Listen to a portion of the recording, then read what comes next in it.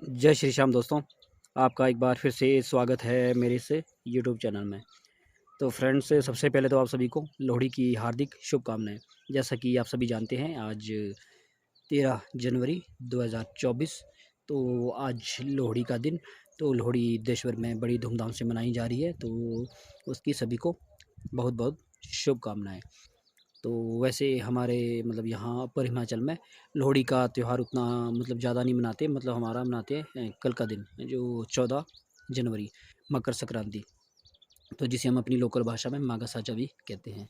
तो आपको माघा साजा की भी बहुत बहुत शुभकामनाएं। तो ये जो लोहड़ी ये माघ का महीना होता है, कहते हैं कि इस महीने में दान पुण्य काफ़ी करने चाहिए अपनी क्षमता के अनुसार। तो आप सभी भी हमारी गौशाला में आए और गौ माता के लिए चोकर, गुड़, फीड जो भी आप दान कर सकते हैं ज़रूर कीजिए। और सबसे ज़्यादा जो हमें आजकल ज़रूरत है यहाँ पे गौशाला में, वो है चारे की, क्योंकि जो हमारे चारे का कोटा है काफ़ी ही कम रह गया। वैसे हमें एक टाइम ही चारे की ज़रूरत होती है, शाम के टाइम। दिन को तो हमारे सभी पशु जंगल में घास चरने जाते हैं, बस हम 6-7 को छोड़ के, जो चल नहीं पाते हैं।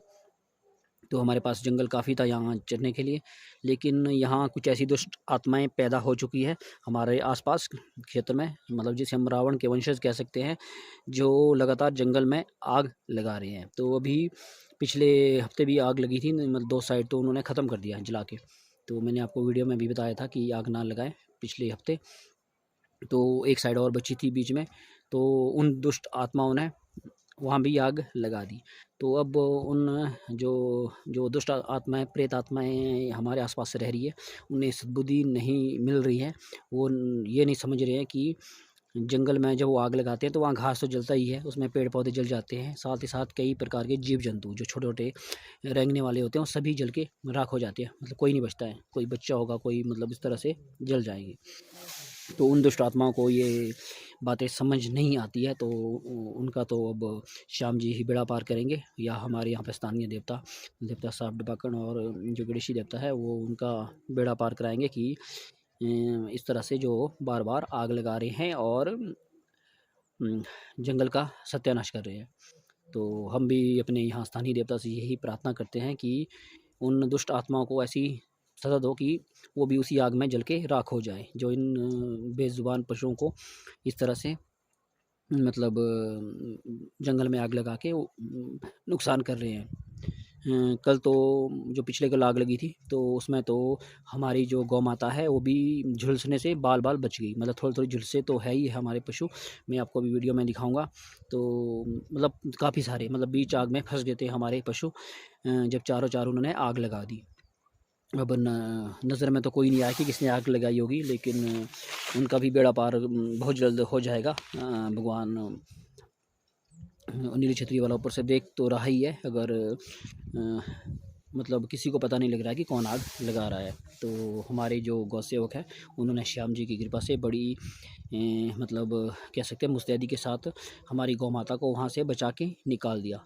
तो हम उनका भी शुक्रिया अदा करेंगे कि उन्होंने हमारी गौ माता को जलने से बचा लिया, नहीं तो 2-3 गौ माता तो हमारी वहाँ पे जल के राख भी हो सकती थी, जो आग में फंस गई थी। तो थोड़े थोड़े तो हल्के लगे तो सभी झुलसी हैं।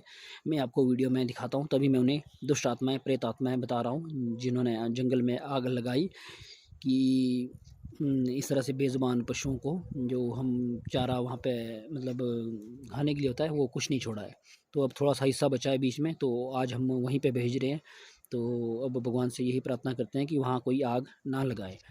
तो अगर वहाँ पे आग लग गई तो हमारे पास कोई भी चारागाह नहीं रहेगी, तो हमें यहाँ पे 1-2 महीने तक, जब तक नया घास नहीं आएगा, तब तक हमें यहीं पे खिलाना पड़ेगा सबको घास। तभी हम कह रहे हैं कि अगर तो हमारी पशु चरने के लिए जाते हैं, तो एक टाइम हम उन्हें घास देते हैं, तो उतना तो हमारे पास कोटा है, तब तो कोई दिक्कत नहीं है। लेकिन अगर ये जंगल सारा ख़त्म हो गया, तो हमें 70-75 पशु है मेरे पास, तो सबको यहाँ पे रखना पड़ेगा, तो तब हमारे पास घास की बहुत कमी हो जाएगी। तो इसलिए मैं आपसे कह रहा हूँ कि आप ज़रूर दान दक्षिणा दें, और घास कहीं भी आपके आसपास है तो हमें ज़रूर कांटेक्ट करें, और हमें घास आप दान भी कर सकते हैं, और हम आपसे खरीद भी लेंगे अगर आपकी दान देने की क्षमता नहीं है। तो मैं अभी आपको दिखाता हूँ अपनी गौ माता को, जो अभी झुलसी है हमारी आग में। तो फ्रेंड्स ये देखिए अभी हमारी गौ माता अब घास चरने के लिए जा रही है। अब थोड़ा सा हिस्सा हमारे पास बचा है, वहीं हम भेज रहे हैं। ये देखिए इन गौ माता को कितनी झुलस गई है, ऊपर से इनके बाल काफ़ी जल गए हैं। तो वैसे सकुशल इन्हें बाहर हमने निकाल तो दिया, लेकिन स्किन तक तो आग नहीं पहुंच पाई, लेकिन झुलसे मैक्सिमम हमारे पशु हैं, हल्का हल्का सबको लगा है। आप ये देखिए, ये भी हल्की हल्की झुलसी हैं।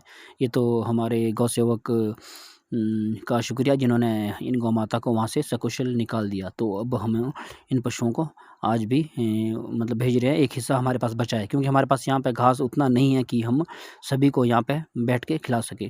तो शाम के वक्त तो हमारे पास मतलब अवेलेबल है।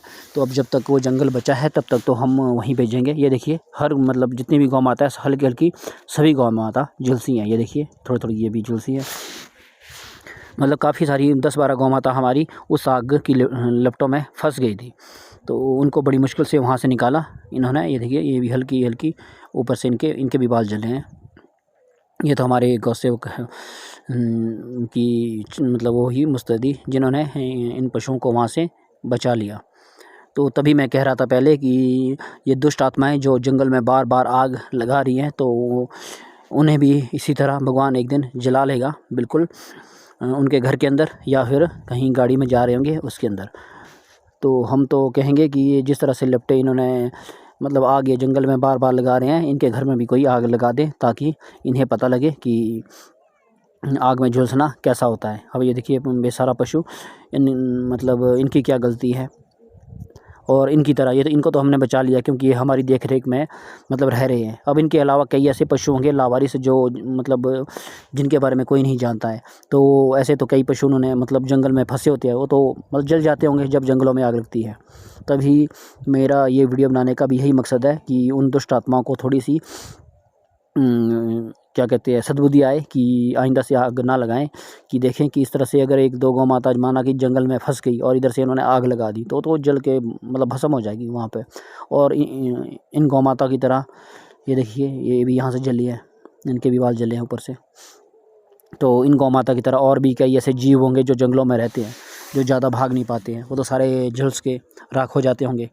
तो इसलिए उन दुष्ट आत्माओं से यही हम कहना चाहेंगे कि आप अपने बारे में ना सोचें, इन जीवों के बारे में भी सोचें। चलो कई हो सकता है कि गलती से किसी से आग लगी, गलती एक बार होती है, बार बार नहीं होती, क्योंकि जो हमारा वो जंगल है वहाँ पे तीसरी बार आग लग चुकी है। तो अब एक हिस्सा बचा है, तो हो सकता है वहाँ भी आने वाले दिनों में वहाँ भी आग लगा दी जाए इन दुष्ट आत्माओं के द्वारा। तो जब तक वो हिस्सा बचा है तब तक तो हम वहीं पे भेजेंगे इन गौ माताओं को, क्योंकि हमारे पास यहाँ भी उतना मतलब खाने के लिए नहीं है कि दिन भर इन्हें यहाँ रखा जाए। बाकी इनको आदत भी हो चुकी है जंगल जाने की। तो बस ये महीना है हमारा जनवरी और फरवरी का। तो अगर इंद्रदेव थोड़ा प्रसन्न होकर बारिश और बर्फबारी कर दें तो हरी हरी घास आ जाएगी, तब कोई दिक्कत नहीं है हमें घास की। तो तब तक यहाँ घास की हमें काफ़ी दिक्कत होने वाली है इस साल, क्योंकि इस साल हमारे पास पशु काफ़ी सारे हैं। तो आपसे यही हम प्रार्थना करेंगे कि आप गौ सेवा में हमारी मदद करें और गौशाला के लिए चारा इत्यादि दान करें। और गुड़ चोकर भी छोड़िए, क्योंकि हमें मतलब जीवित रहने के लिए सबसे पहले चारे की ही आवश्यकता होती है। गुड़ चोकर तो ना भी मिले कोई बात नहीं, लेकिन अगर चारा और पानी तो हमेशा ही अवेलेबल होना चाहिए। तो इसीलिए मैं आपसे यही प्रार्थना करता हूँ कि आप ज़्यादा से ज़्यादा संख्या में हमारी गौशाला से जुड़े और हमारी मदद करें और गौ सेवा के लिए चारा इत्यादि दान ज़रूर करें। तो अगर आप दान करने की आपकी क्षमता भी नहीं है तो आप हमें अगर आपके पास घास है तो हम आपसे ख़रीद लेंगे। मैंने पहले भी आपको वीडियो में बताया था, बस घास अच्छा हो और रोड साइड हो, मतलब ज़्यादा मतलब कैरेज करने का ना हो, तो हम कहीं भी किसी भी स्थान से घास उठा लेंगे। तो आपसे हम यही प्रार्थना करेंगे कि आप ज़रूर हमारी मदद करें। ये हमारे गौ सेवक शिवराम जी, जिनकी बदौलत हमारी गौ माता सकुशल कल शाम को घर पहुंच पाई है, तो इनका बहुत बहुत शुक्रिया। तो बाकी श्याम जी जैसा जैसा चाहेंगे हम वैसा वैसा करते जाएंगे। तो आप बने रहिए मेरे इस वीडियो में और वीडियो को लाइक एंड शेयर ज़रूर कीजिए और साथ ही साथ चैनल को सब्सक्राइब करना मत भूलिए। तो फ्रेंड्स अब मैं मिलता हूँ आपको कल के वीडियो में। और कल मकर संक्रांति और माघा साजा, तो माघा साजा के दिन भी मैं आपके लिए वीडियो लेके आऊँगा। कल भी मैं यहाँ गौशाला में आने वाला हूँ सुबह, तो मैं आपको ज़रूर यहाँ से वीडियो शेयर करूँगा। तो आप बने रहिए मेरे इस वीडियो में और चैनल को सब्सक्राइब करना मत भूलिए। तो मिलते हैं कल के वीडियो में। जय माता दी, जय श्री श्याम, जय गौ माता, जय गोपाल।